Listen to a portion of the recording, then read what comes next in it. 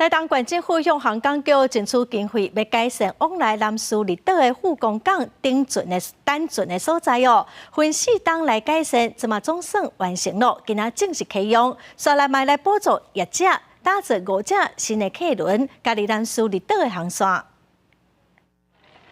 当日平均有45万人次，到台东县绿岛到南苏观光，大部分拢是为富港坐客轮到这2个离岛。过去候船式简单，互游客批评无方便。4年前，县府向交通部航港局争取800多万，改善富港客轮候船式13正式启用。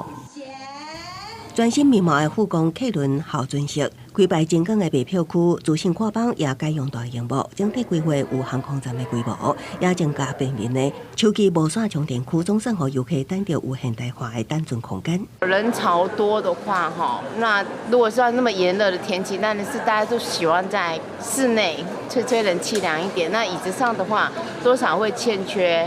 空间虽然扩大，也毋过在意，也是让游客感觉无够用。除了希望后续的改建计划会当争取定存动线的假日也方便，也会当成立港区上宽。船港局表示，今年已经编列海上南石公路相关建设经费，全国各地港区的各项规划会当提出计划申请。那是不是也考虑到社区弄一个港区的这个商圈？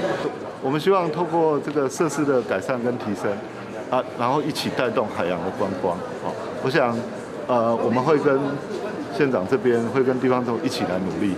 航港局强调，推动南石公路建设，若是港区的改善，政府也爱投入2.9亿，以台东做示范，补助民间打造5只新客轮，加入南苏加绿岛航线，提供海上游客的舒适交通工具。记者综合报道。